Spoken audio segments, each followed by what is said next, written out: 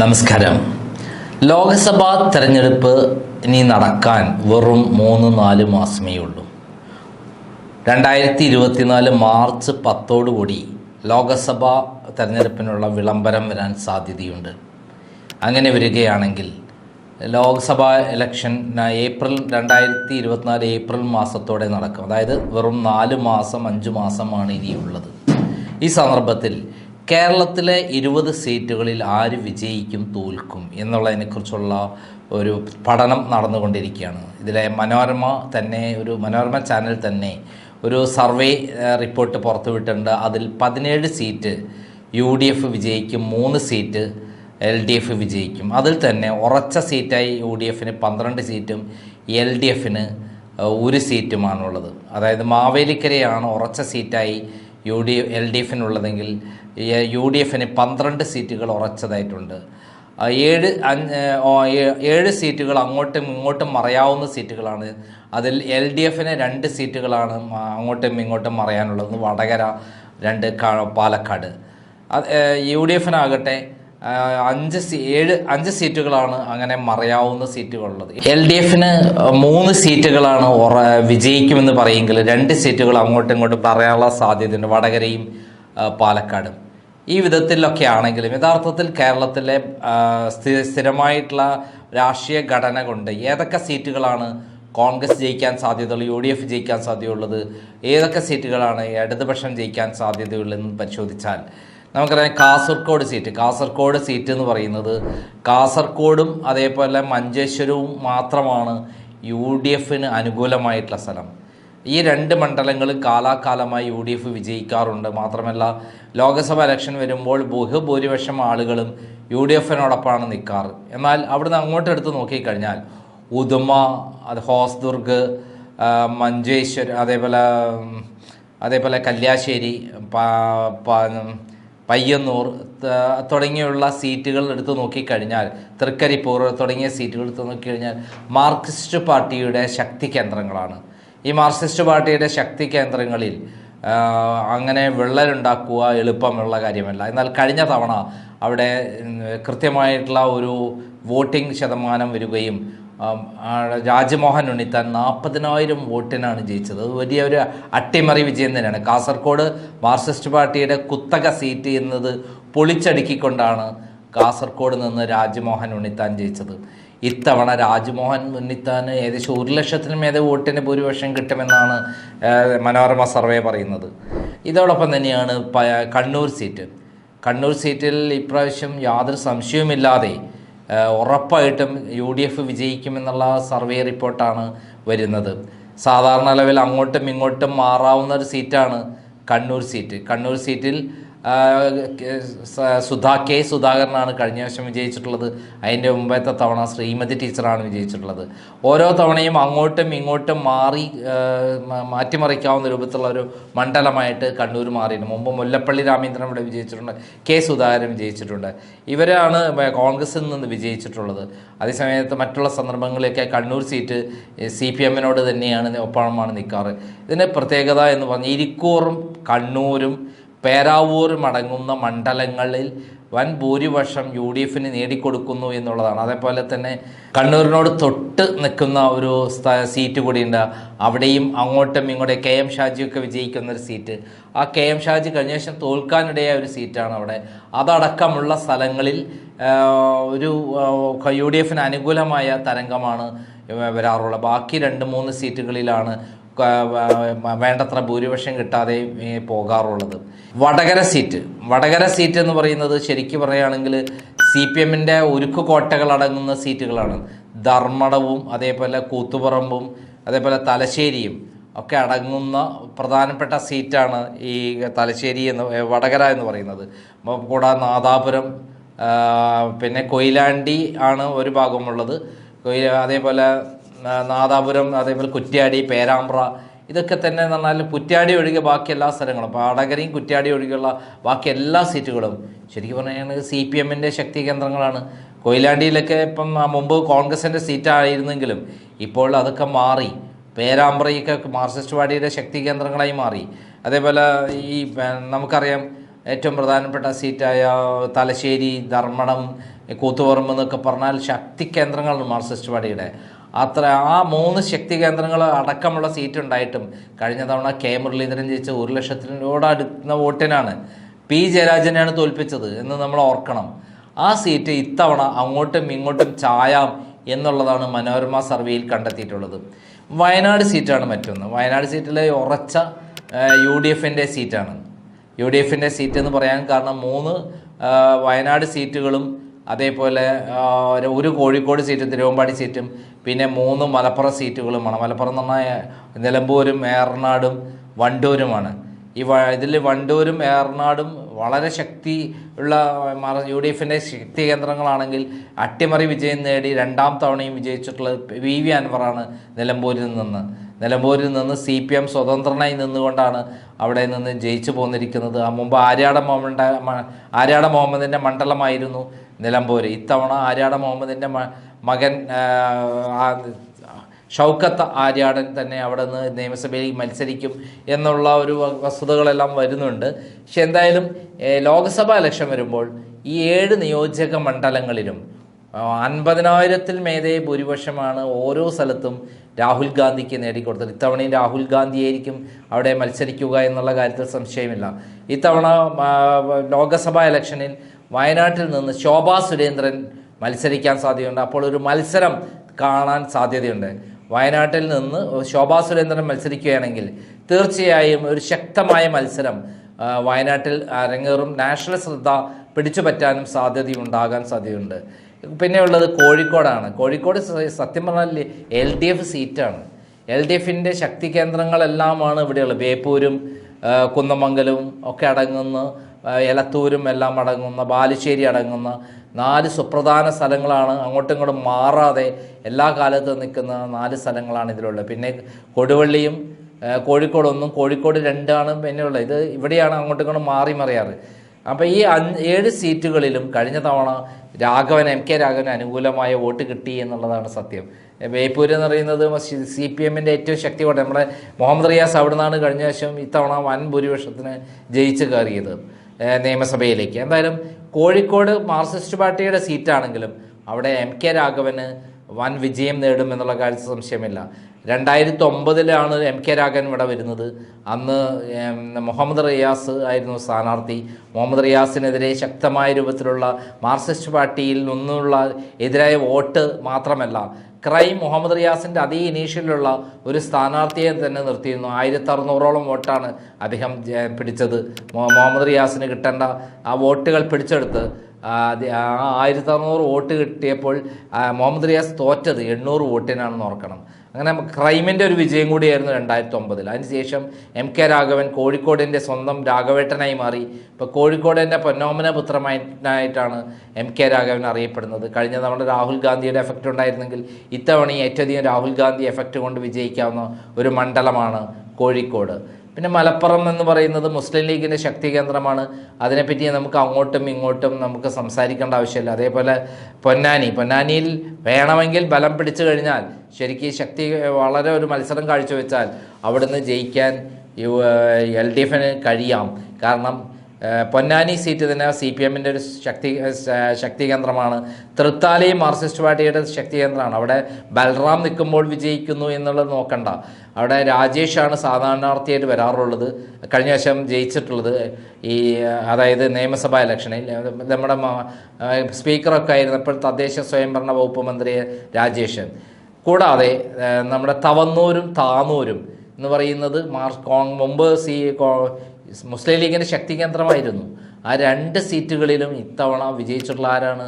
നമ്മുടെ തവന്നൂരിൽ നിന്ന് ജയിച്ചിട്ടുള്ളത് നമ്മുടെ KT ജലീലാണ്. അതായത് താനൂർ എന്ന് പറഞ്ഞാൽ മുസ്ലിം ലീഗിൻ്റെ ശക്തി കേന്ദ്രം എന്ന് വിജയിച്ചിട്ടുള്ളത് നമ്മുടെ ആരാണ്? നമ്മുടെ അബ്ദുറഹിമാനാണ്.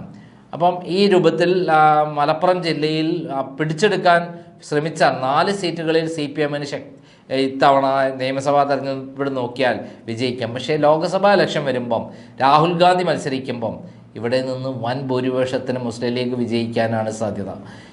പിന്നെയുള്ളത് പാലക്കാടാണ്. നമ്മൾ പാലക്കാട് കിടക്കുമ്പം കഴിഞ്ഞ പ്രാവശ്യം ഇഞ്ചോടിഞ്ച് പോരാട്ടം നടത്തി 10,000 വോട്ടിന് ഭൂരിപക്ഷത്തിനാണ് ശ്രീകണ്ഠൻ ജയിച്ചത്.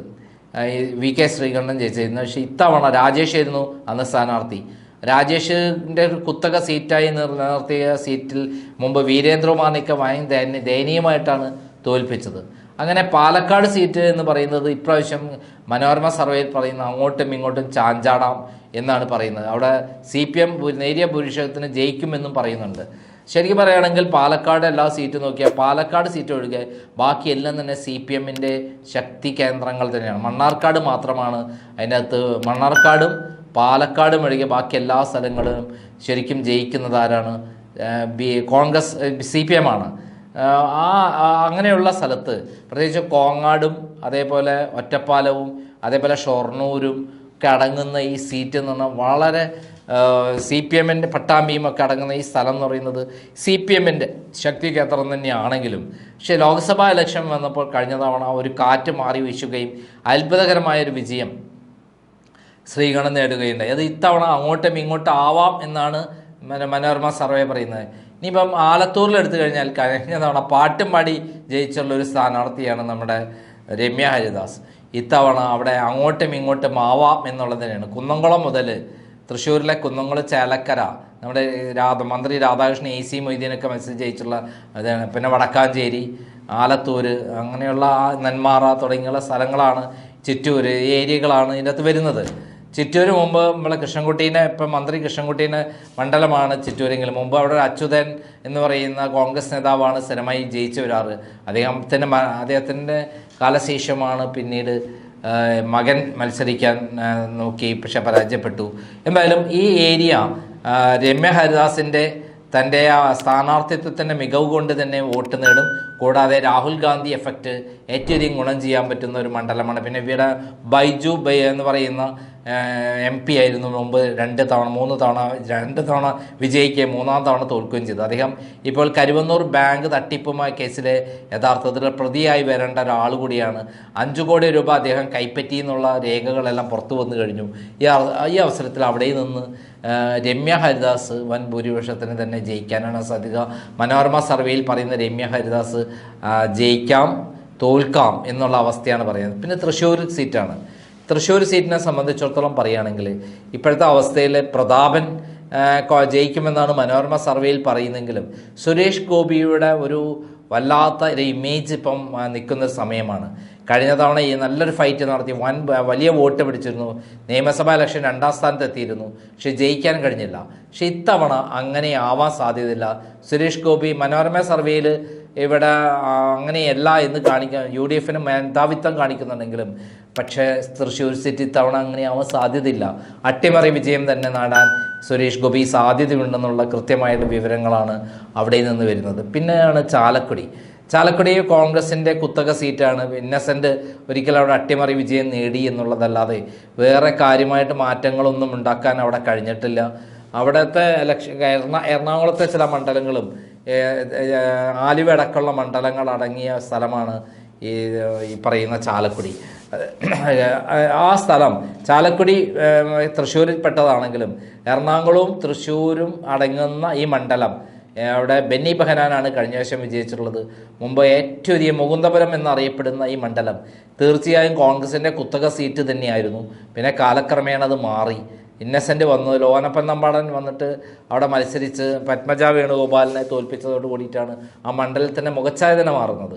എന്തായാലും ഇത്തവണ ആ ഒരു അട്ടിമറി വിജയം തന്നെ നമുക്ക് പ്രതീക്ഷിക്കാം എന്ന് കരുതാം. കാരണം ചാലക്കുടി മണ്ഡലത്തിൻ്റെ ഘടനാപരമായുള്ള സവിശേഷതകൾ കൊണ്ട് കോൺഗ്രസ് മണ്ഡലം തന്നെയാണ്.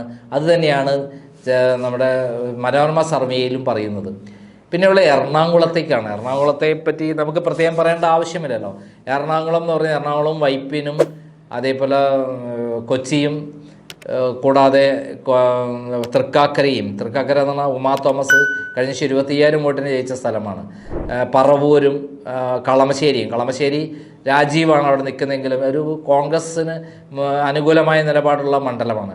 കളമശ്ശേരിയും അതേപോലെ തൃപ്പൂണിത്തുറ മാർക്സിസ്റ്റ് പാർട്ടിക്ക് താല്പര്യമുള്ള മണ്ഡലമാണ്. അങ്ങനെയുള്ളൊരു മണ്ഡലമാണ്. പിറവുമാണ് മറ്റൊരു ഇത്രയും മണ്ഡലങ്ങളാണ് ഇതിൽ പെടുന്നത്.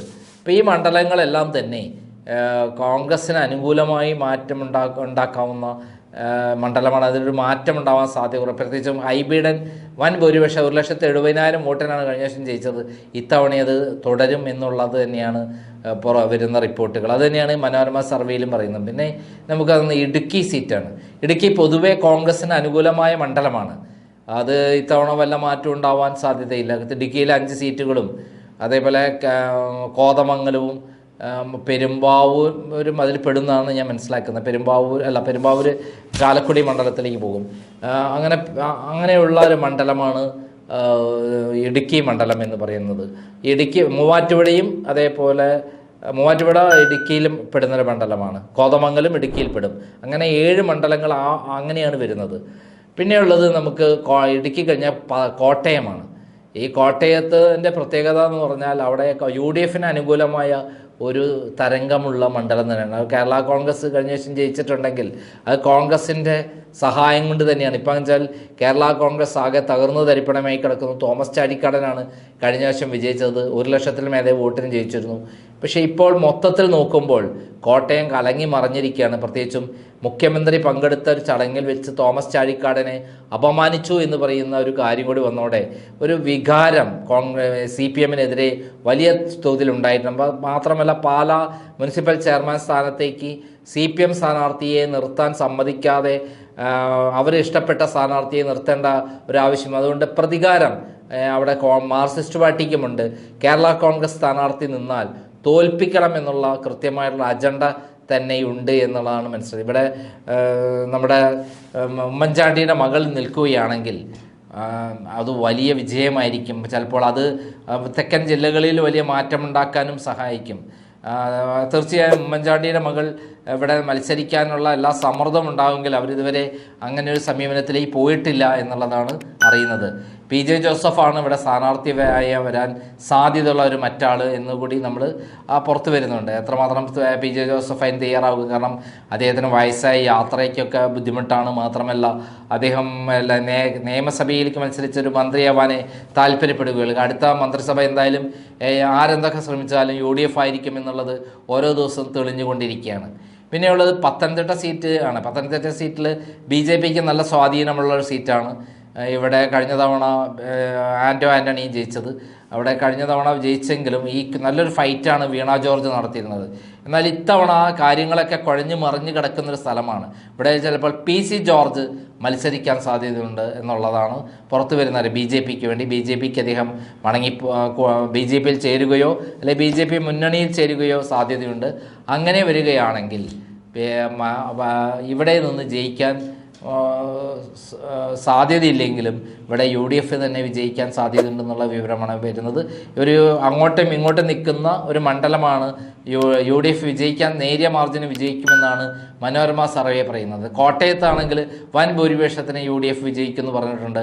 ഇടുക്കിയിലാണ് അങ്ങനെ തന്നെ. എറണാകുളമാണെങ്കിലും ചാലക്കുടിയാണെങ്കിലും അങ്ങനെ തന്നെയാണ് മനോരമ സർവേയിൽ പറഞ്ഞിട്ടുള്ളത്. പിന്നെ ആലപ്പുഴയാണ്. ഈ ആലപ്പുഴ ഇത്തവണ UDF വൻ വിജയം നേടുമെന്നാണ് മനോരമ സർവേ പറയുന്നത്. ആരിഫാണ് കഴിഞ്ഞ തവണ അവിടെ വിജയിച്ചിട്ടുള്ളത്. ഷാനിമോൾ ഉസ്മാനെയാണ് കഴിഞ്ഞ വർഷം തോൽപ്പിച്ചിട്ടുള്ളത്.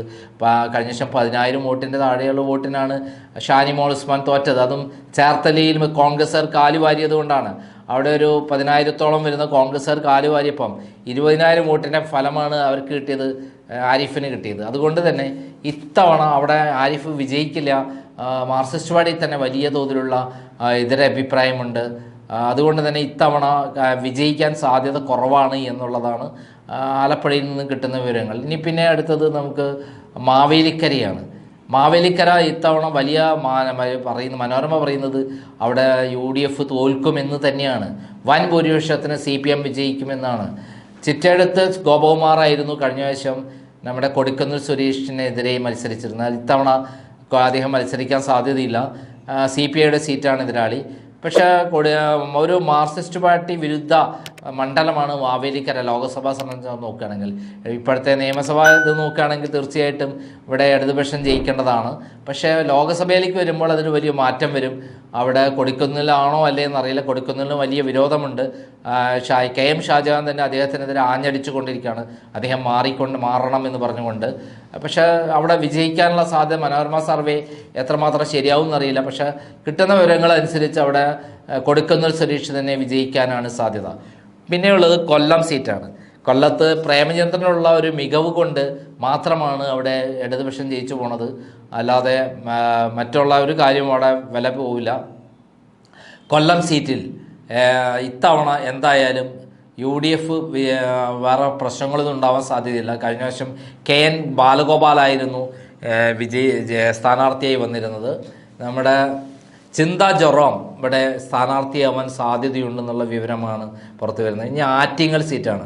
ആറ്റിങ്ങൽ സീറ്റിനെ സംബന്ധിച്ചിടത്തോളം ശോഭാ സുരേന്ദ്രൻ ഇലക്ഷന് കഴിഞ്ഞ വർഷം നിന്ന് വലിയ വോട്ട് പിടിച്ചോട് കൂടിയിട്ടാണ് അടൂർ പ്രകാശ് അവിടെ നിന്ന് വിജയിക്കാൻ കാരണം, സമ്പത്തിന് തോൽക്കേണ്ടി വന്നത്. ഇത്തവണ എന്തായാലും ശോഭാ സുരേന്ദ്രൻ അവിടെ മത്സരിക്കാൻ സാധ്യതയില്ല. മുരളീധരനായിരിക്കും സ്ഥാനാർത്ഥി. അവിടെ BJPക്ക് നല്ല സ്വാധീനമുണ്ടെങ്കിലും കഴക്കൂട്ടത്തൊക്കെ നല്ല ഒരു ശതമാനം വോട്ട് അവർക്ക് ഈക്വൽ ഫൈറ്റാണ് മുന്നണികൾ തമ്മിലുള്ളത്. പക്ഷേ ആറ്റിങ്ങൽ CPMൻ്റെ ശക്തി കേന്ദ്രം തന്നെയാണ് എല്ലാം കൂടി എടുത്തു നോക്കിക്കഴിഞ്ഞാൽ. പക്ഷേ സ്ഥാനാർത്ഥി വരുമ്പോൾ അത് ലോക്സഭയിലേക്ക് വരുമ്പോൾ തീർച്ചയായും UDFന് അനുകൂലമായൊരു സീറ്റാണെങ്കിലും അങ്ങോട്ടും ഇങ്ങോട്ടും വരാമെന്നുള്ളതാണ് ഇവർ പറയുന്നത്. പിന്നെ തിരുവനന്തപുരമാണ്. തിരുവനന്തപുരം ഉറച്ച കോൺഗ്രസ് സീറ്റായിട്ടാണ് ഇത്തവണയും മനോരമ പറയുന്നത്. അവിടെ നമ്മുടെ ശശി തരൂർ വൻ ഭൂരിപക്ഷം നേടുമെന്നാണ്. പക്ഷേ നിർമ്മല സീതാറാം വരികയാണെങ്കിൽ നല്ലൊരു ഫൈറ്റ് നടക്കാൻ സാധ്യതയുണ്ട്. അങ്ങനെയാണ് CPM അല്ലെങ്കിൽ CPI മൂന്നാം സ്ഥാനത്തേക്ക് തള്ളപ്പെടാൻ സാധ്യതയുണ്ട്. ഇതാണ് കേരളത്തിൻ്റെ ലോക്സഭാ മണ്ഡലങ്ങളുടെ സ്ഥിതി. കഴിഞ്ഞ നിയമസഭാ മണ്ഡലങ്ങളുടെ സ്ഥിതി നോക്കുകയാണെങ്കിൽ കേരളത്തിൽ 2-3 സീറ്റ് ജയിക്കാനേ UDFന് കഴിവുള്ളൂ. പക്ഷേ ലോക്സഭാ മണ്ഡലത്തിൽ കഴിഞ്ഞ തവണ ഭൂരിപക്ഷം ജയിച്ച ശേഷമാണ് നിയമസഭാ മണ്ഡലത്തിലേക്ക് ഇടതുപക്ഷം ജയിച്ചത് എന്നുകൂടി നമ്മൾ ഓർക്കേണ്ടതുണ്ട്. ഈ ലോക്സഭാ ഇലക്ഷൻ കഴിഞ്ഞാൽ പിന്നെ ഒന്നൊന്നര വർഷമേ നിയമസഭയിലേക്കുള്ളൂ എന്നുകൂടി നമ്മൾ ഓർക്കണം. എന്തായാലും ഇത്തവണ ലോക്സഭാ ഇലക്ഷനിൽ 20 സീറ്റിൽ വരെ UDF നേടാം. ഒരു സീറ്റ് നഷ്ടപ്പെടാൻ സാധ്യതയുള്ളത് തൃശ്ശൂരാവാനാണ് സാധ്യത എന്നുള്ളതാണ് ഇന്റലിജൻസ് റിപ്പോർട്ടിലൊക്കെ പറയുന്നത്. അത്രയ്ക്കും എല്ലാ സ്ഥലത്തും ഒരു മുസ്ലിം ക്രിസ്ത്യൻ ധ്രുവീകരണം മൊത്തത്തിൽ UDFന് അനുകൂലമായി മാറും. എന്തുകൊണ്ടെന്ന് വെച്ചാൽ കേന്ദ്രത്തിൽ BJPക്കെതിരെ ശക്തമായി പോരാടാൻ കഴിവുള്ള ഒരു പാർട്ടി കോൺഗ്രസ് ആണ് എന്നുള്ളതുകൊണ്ടാണ്. കോൺഗ്രസ് കേന്ദ്രത്തിൽ വരില്ല എന്നുള്ളൊരു അഭിപ്രായം വരികയാണെങ്കിൽ തീർച്ചയായും അത് കോൺഗ്രസിനെ സീറ്റുകളെ ബാധിക്കും. പക്ഷേ രാഹുൽ ഗാന്ധി തന്നെ കേരളത്തിൽ മത്സരിക്കുന്നു. രാഹുൽ ഗാന്ധി കേരളത്തിൽ 49% പ്രധാനമന്ത്രിയാവാൻ യോഗ്യതയുള്ള ആളായിട്ടാണ് കാണുന്നത് മനോരമ സർവേയിൽ. 19% മാത്രമേ നരേന്ദ്രമോദിക്ക് സപ്പോർട്ടുള്ളൂ. ഇങ്ങനെയുള്ളൊരു പിക്ചറാണ് മൊത്തത്തിൽ കേരളത്തിൽ ഉണ്ടാകുന്നത്. ലോക്സഭാ ഇലക്ഷൻ ഇനിയിപ്പോൾ 4 മാസം ഉള്ള സമയത്താണ് നമ്മൾ വളരെ കൃത്യതയോടുകൂടി പഠിക്കേണ്ട ഒരു കാര്യം ഈ ലോക്സഭാ ഇലക്ഷൻ ആര് വിജയിക്കും തോൽക്കും എന്നുള്ള കാര്യം.